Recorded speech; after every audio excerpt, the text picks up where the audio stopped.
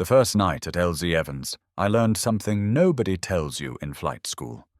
The dark in Vietnam has weight. It sits on the wire and the bunkers and the treetops like a wet blanket. It presses down so hard you feel like you're breathing through a cloth. The generators thump somewhere out on the pad. The smell of JP4 hangs in the air, and every now and then you hear a distant pop that might be a flare, or might be somebody dying 2 ridge lines away. You listen anyway. You always listen. I'd been in country 2 weeks. 2 weeks. Still trying to remember names, still figuring out which voices on the radio belonged to the calm guys and which belonged to the ones who'd get you killed. I was 21, and I still had that stupid, shiny confidence you don't realize is stupid until it's gone. I'd told myself the same thing everybody tells themselves. I'll be careful. I'll do my job. The sun will shine on me.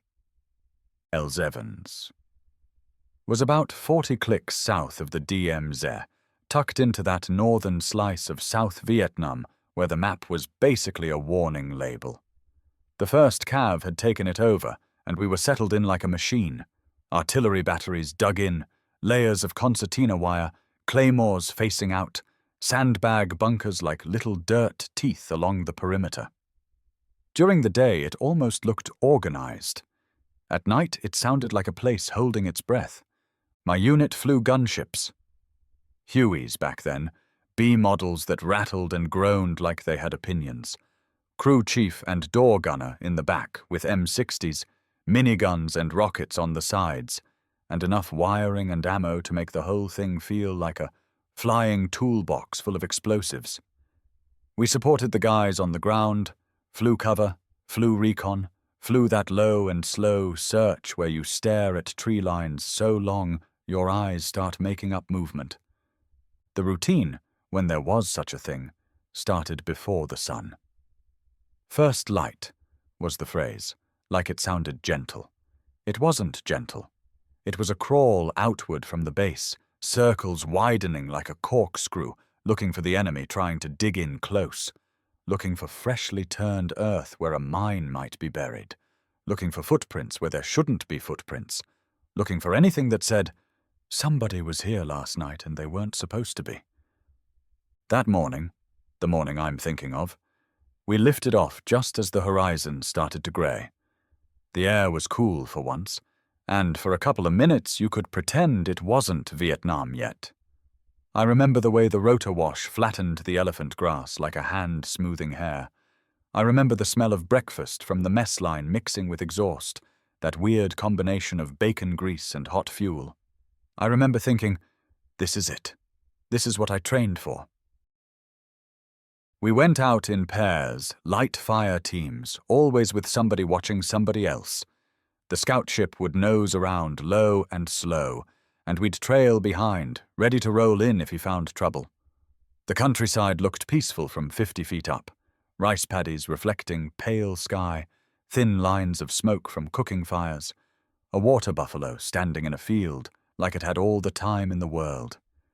It was the kind of view that makes you feel guilty for being afraid until you remember the same view hides men with rifles and wire and patience. We didn't find anything that first light, or maybe we did and just didn't recognize it yet. Back at the base, the day did what days always did. Flights, maintenance, heat, boredom that never felt safe.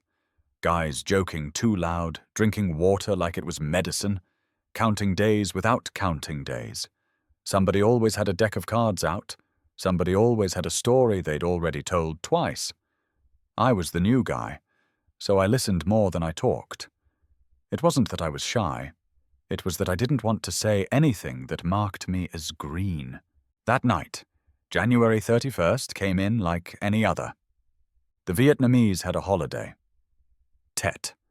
We'd heard the talk. The rumors, the maybe they'll stand down. But even then, even with that idea floating around, nobody on a base that close to the DMZ truly relaxed. You just pretended to. I was in my hooch trying to sleep when the first explosion hit. Not far. close enough that the sandbags trembled. For half a second, my brain tried to explain it away. Mortars on another fire base, someone dropping something, thunder. Then the siren started screaming, and the night lit up with tracer fire like the sky had been cut open. And somebody outside yelled the words that pulled all the oxygen out of the room. "Incoming! Incoming!" That's when I realized 2 weeks into country was enough time to learn the routine, but not enough time to be ready for what was about to happen next. The siren didn't just make noise, it replaced the world. That rising, falling wail cut through everything. The thump of mortars, the crack of rifles, men shouting names, boots hammering dirt. It turned the base into a single frantic organism, every part of it trying to survive at once. I rolled out of my cot and hit the ground hard, like the floor could stop shrapnel. Dust sifted down from the roof beams. Somebody was already yelling, "Bunker! Bunker!" as if anyone needed instructions. I grabbed my helmet, my web gear, and my rifle in the dark with shaking hands, angry at my hands for shaking, and stumbled outside into a night that had gone bright. Flares climbed into the sky, slow and beautiful and wrong. They popped and bloomed white over the wire, hanging there like artificial moons, and under that ghost light, the perimeter looked sharp and exposed. Shadows of concertina wire looped across the ground. Bunkers crouched low behind sandbags. Men ran between them, bent over like the air itself was dangerous. Then the mortars walked in closer.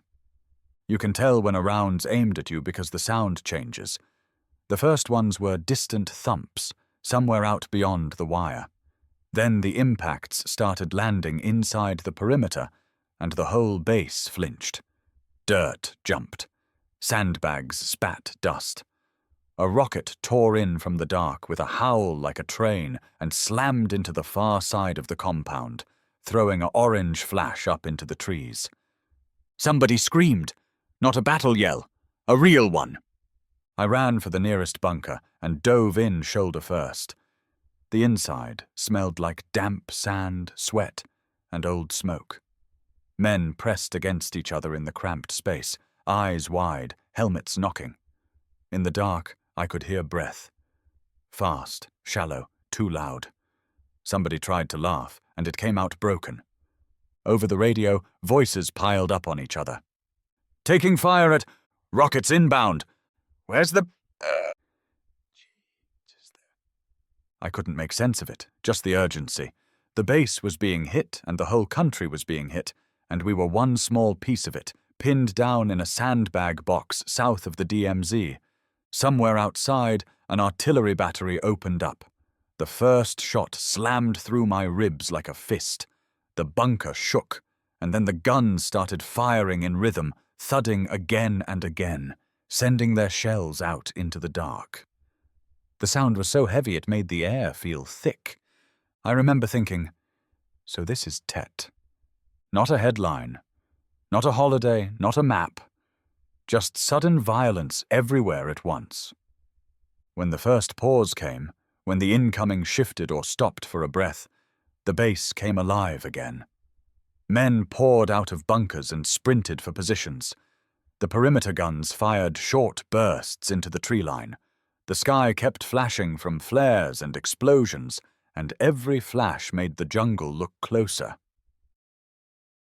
Our flight line was lit up like a stage. Helicopters squatted in rows, rotors still, looking like animals sleeping with one eye open. The crew chiefs were already moving, even under fire. Those guys were something else.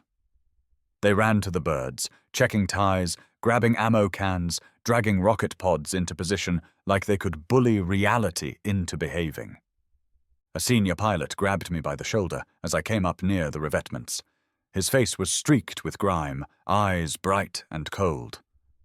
"New guy?" he barked. "Yes, sir." He didn't have time for names. "Listen, you shut your mouth. You keep quiet. You don't touch the controls unless I tell you. You watch what I do. You learn fast. Then he shoved me toward the Huey like he was loading cargo. We climbed into the cockpit while the base was still taking sporadic fire. The aircraft commander slid into the left seat, hands already moving, switches, radios, checks.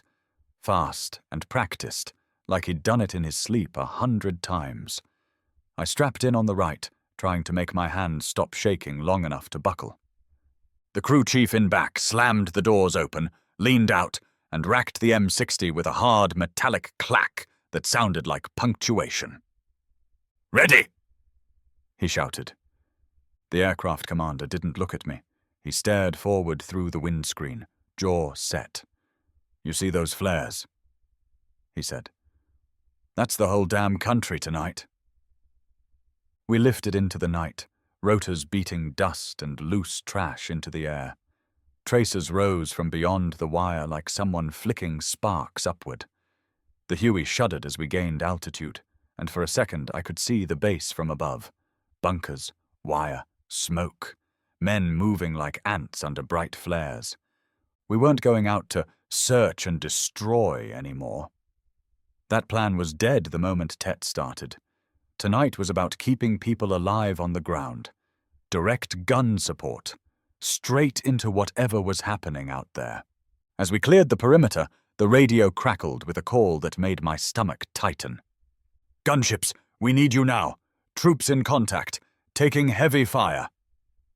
The aircraft commander's voice was flat. "Copy." He rolled the Huey toward the dark, and the base fell behind us, shrinking into a cluster of lights and smoke. I looked out at the black jungle below, endless, silent, hiding everything, and I realized something that hit harder than the mortars. 2 weeks in country, and I was already in the kind of night that decides whether you come back the same person.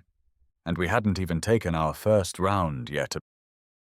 The first time I took fire in Vietnam, I didn't see the enemy. I heard him.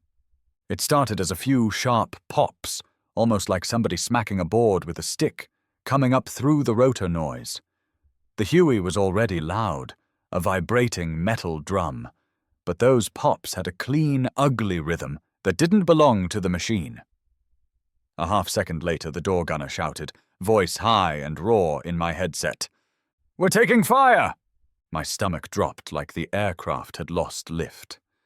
We were low enough that I could make out individual trees, little breaks in the canopy, a thin strip of trail that vanished under leaves.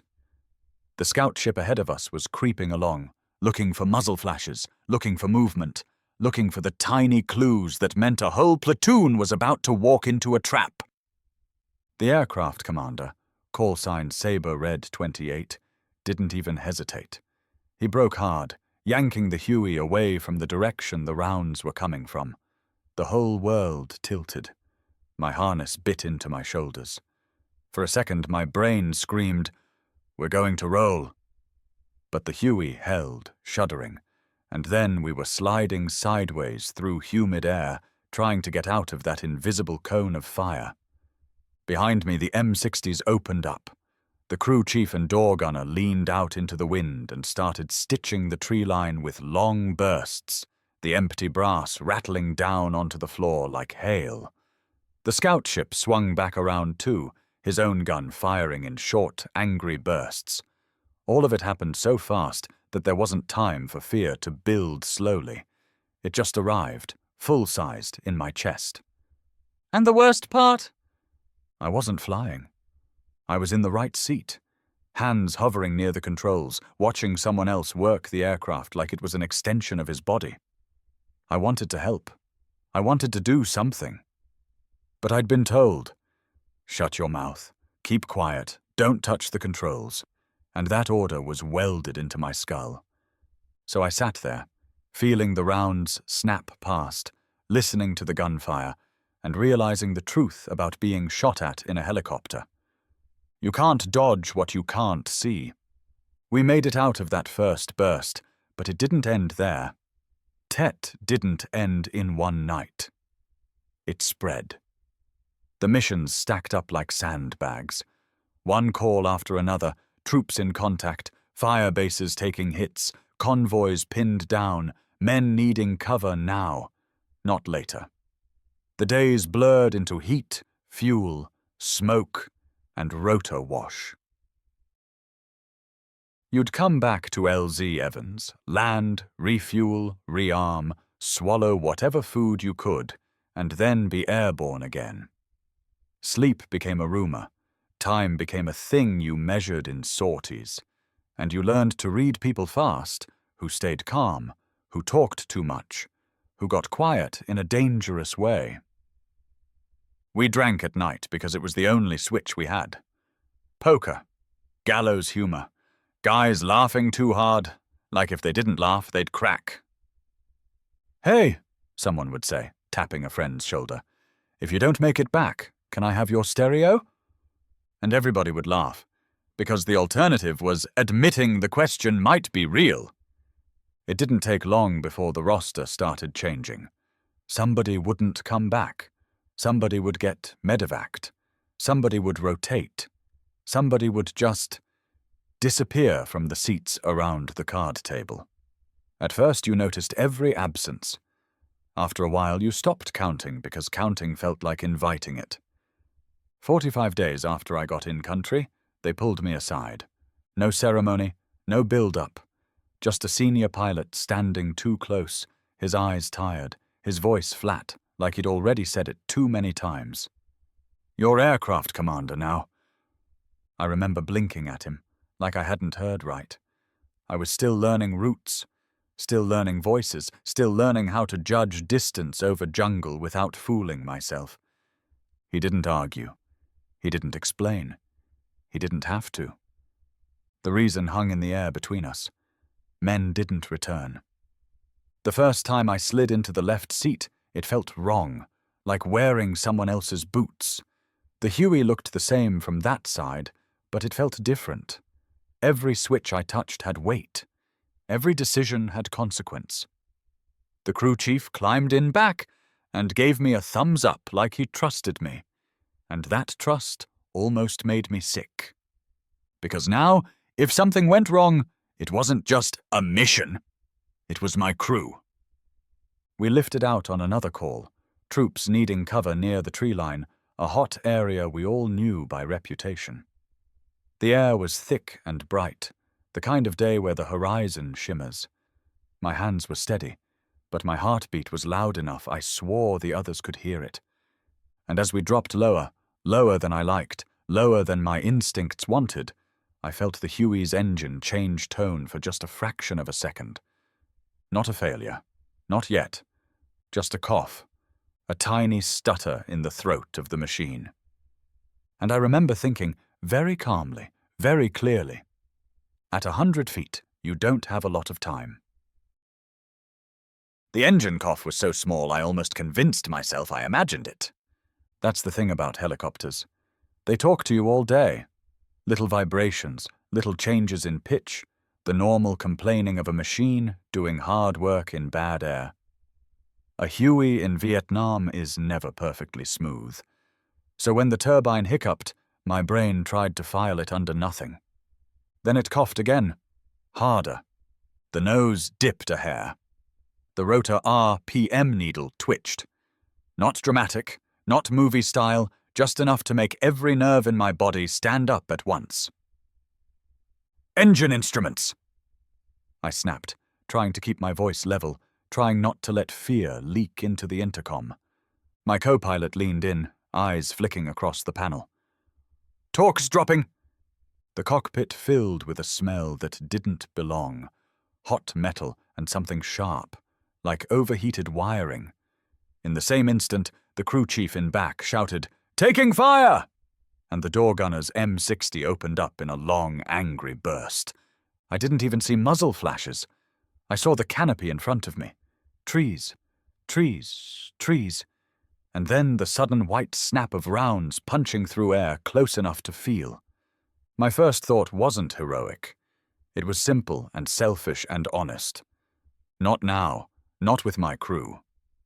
I shoved the cyclic forward, tried to gain airspeed, tried to trade altitude we didn't have for momentum, but the aircraft wasn't responding like it should. The Huey felt heavy, like it had decided it didn't want to fly anymore. The engine coughed again, and this time the sound had finality to it, like a man clearing his throat before saying something awful. The warning horn started, that low, steady whoop whoop you never forget. It's not loud, but it goes straight into your bones.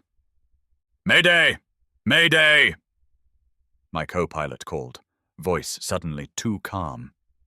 He keyed the radio like he'd practiced this 100 times in nightmares. "Gunship down. Possible engine failure. Taking fire." I didn't let him finish.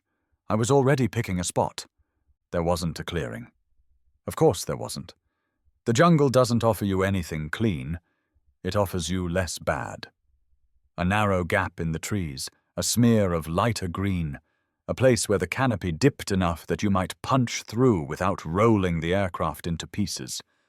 We were at maybe 100 feet, maybe less, and I knew exactly what that meant. No time to glide, no time to think, only time to commit.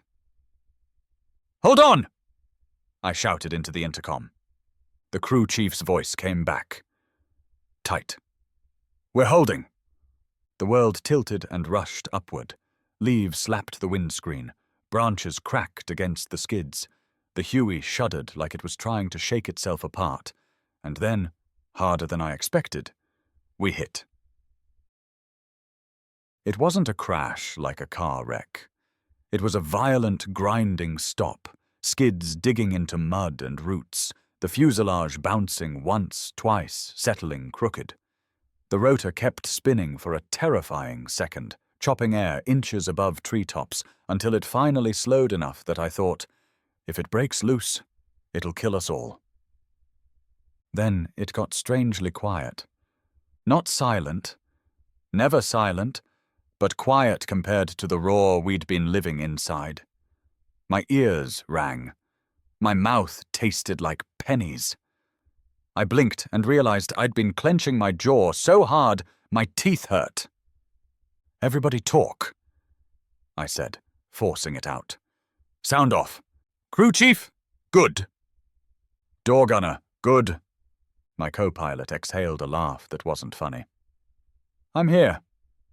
Outside, the jungle answered with gunfire. Not close enough to hit us immediately, but close enough to tell us we weren't alone.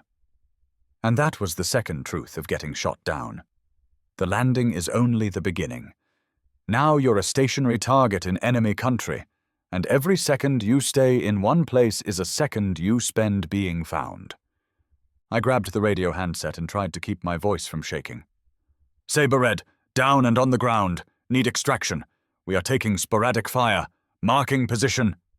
My co-pilot yanked a smoke grenade from his vest. "Color?" he asked.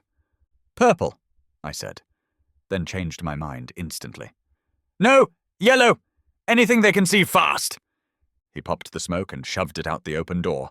A thick plume poured up through the broken canopy like a signal flare to the entire jungle. Here we are. For a moment, I hated the smoke. It felt like betrayal. But if we didn't mark, nobody would find us in time.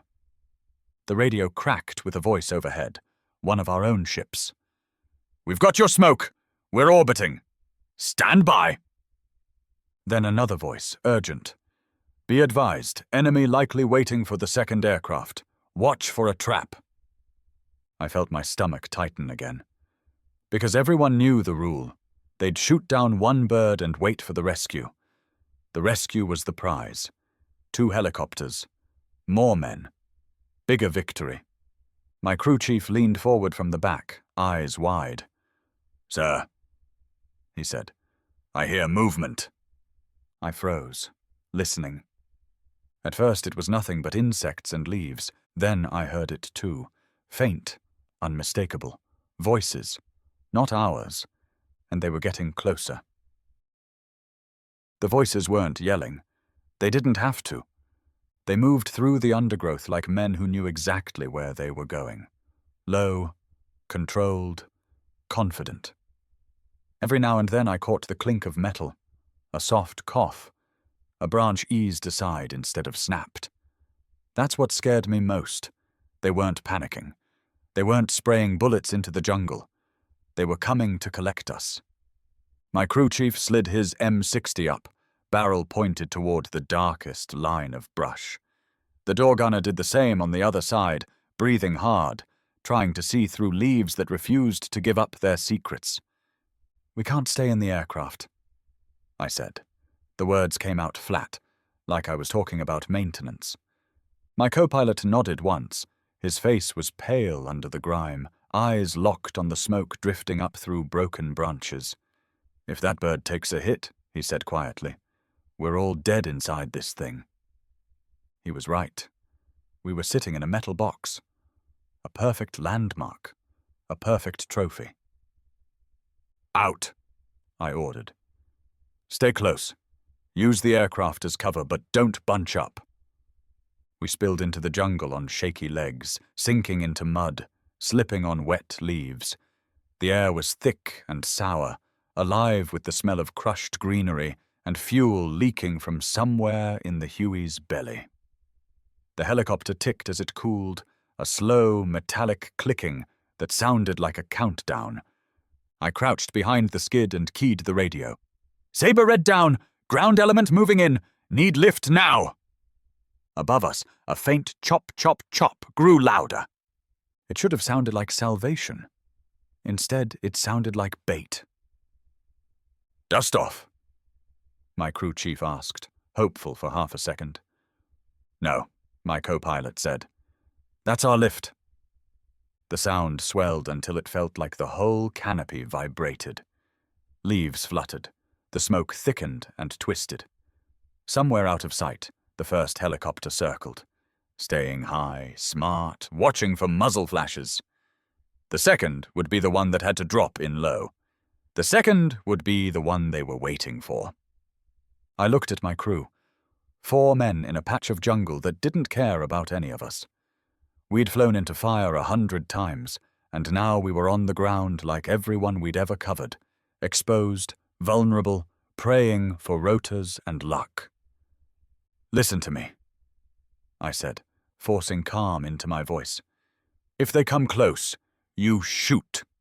Short bursts, don't burn the barrel, and don't fire unless you've got something. We don't give away position." The door gunner swallowed hard. "Sir," he whispered, "they're close." I heard it again, the soft murmur of Vietnamese voices, and then a snap, louder, careless, a boot breaking a branch. The crew chief raised his M60. I saw his finger tighten. Before he could fire, the jungle exploded with rotor wash.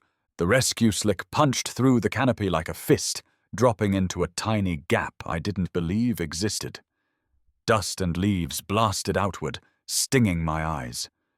The helicopter hovered just above the ground, skids almost touching mud, door open, crew chief inside leaning out and screaming, "Go, go, go!"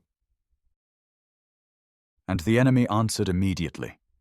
Gunfire ripped upward from the tree line, sharp, flat cracks, rounds snapping through leaves, punching holes in air. The rescue bird jerked as something hit metal. The pilot held it steady anyway, fighting the controls, refusing to give the jungle a clean shot. "Move!" I shouted. We ran. It wasn't a sprint. It was a desperate, stumbling charge through mud and roots, rifles clutched tight, hearts trying to crawl out of our throats. The crew chief and door gunner laid down fire, short bursts controlled, into the brush where the voices had been. For a second I saw shapes between trees, dark pajama silhouettes, quick movement, heads ducking. The door gunner's rounds chewed the foliage and the shapes disappeared. I reached the rescue slick first, grabbed the skid, and hauled myself up. My co-pilot was right behind me. Then the crew chief. Then the door gunner, last, climbing in backward with his M60 still pointed out, firing one more short burst as he crossed the threshold.